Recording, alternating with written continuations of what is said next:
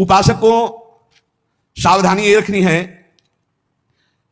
कि जब तक तुम्हारे शरीर में बुढ़ापा नहीं आता, कोई असाध्य रोग नहीं हो जाता, तुम्हारी इंद्रियां बलवान हैं, तब तक तुम अपनी इंद्रियों को गलत आचरणों में मत उतारो और अपने कल्याण के लिए उपाय कर लो। नहीं बुढ़ापे में या असाध्य रोग में या इंद्रियां जब निर्बल हो जाएंगी तब तुम कुछ नहीं कर पाओगे। जो मनुष्य दूसरे प्राणियों के शरीरों की हिंसा करके या हिंसा करवा के या हिंसा का अनुमोदन करके अपने शरीर को पुष्ट करता है, जैसे पशुओं को लाके काट के फिर खाना, बोले हम काटते तो नहीं, दुकान से ले आते हैं। तो दूसरा, हम लाते भी नहीं है, मंगवा लेते हैं, तीनों को बराबर नरक मिलेगा। कर्ता प्रेरक अनुमोदन, प्राणियों की हिंसा करना, हिंसा करवाना, हिंसा का अनुमोदन करना, यह स्वभाव भगवत मार्ग से बिल्कुल विपरीत ले जाएगा। संतों की बातें, भगवत भक्तों की बातें, शास्त्र की बातें जहर जैसी लगेंगी ऐसे लोगों को, और अगर सुन लिया श्रद्धा से तो सुधार भी हो सकता है।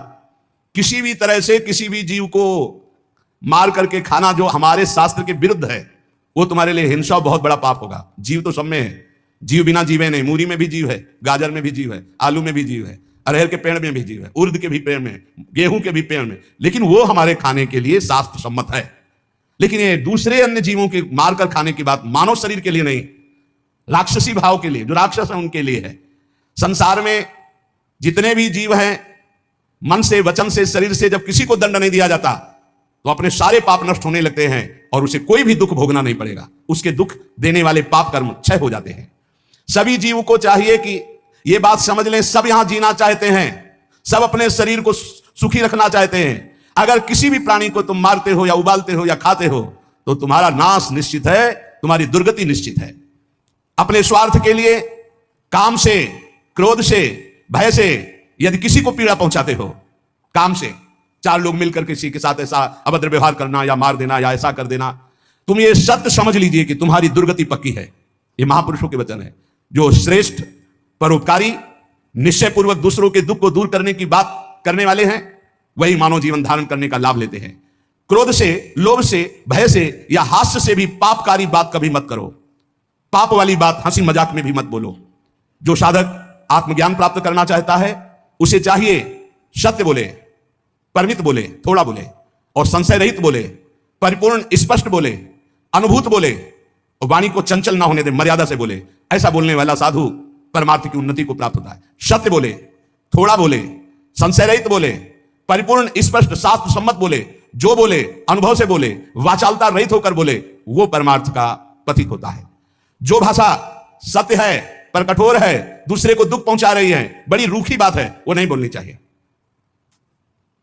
जिसे आत्मशोधन करना है उसे ब्रह्मचर्य रहना ही है, इसीलिए इसको शुरू किया। जिसे ब्रह्मचर्य रहना है उसे शरीर को चिकना बनाना, श्रृंगार करना, यह सब छोड़ देना चाहिए। अभी कुछ दिन बाद शरीर छूट जाएगा, फिर लकड़ी में जलेगा भाई। चाहे जितना इसे पाउडर लगा लो, चाहे जितना इत्र छिड़क लो, आग में जलेगा कुछ दिन।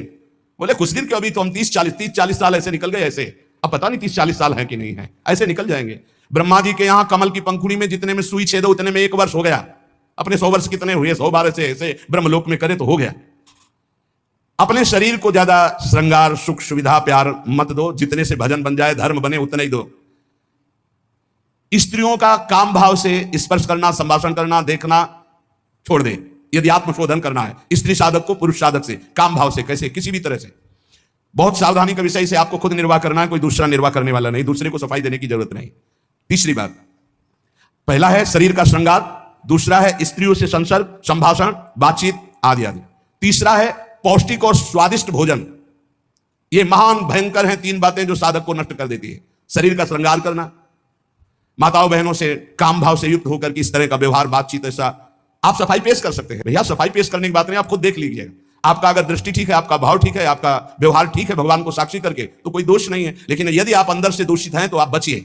और स्वादिष्ट बलिष्ठ भोजन, आत्मशोधन करने वाले उपासक को जरूरत नहीं, कोई जरूरत नहीं। ये घी, रबड़ी, रसगुल्ला, दूध और ये बादाम, पिस्ता, ये गृहस्थों के लिए बने, ये भगवत मार्ग के पथिकों के लिए नहीं। उनके लिए नाम रूपी बल, ब्रह्मचर्य का महान ताकत, एक अद्भुत बल, एक अद्भुत उत्साह, एक अद्भुत तेज बना रहता। बादाम में थोड़ी है, हलवा में थोड़ी है। बादाम हलवा खा के तो बेकार हो जाओगे।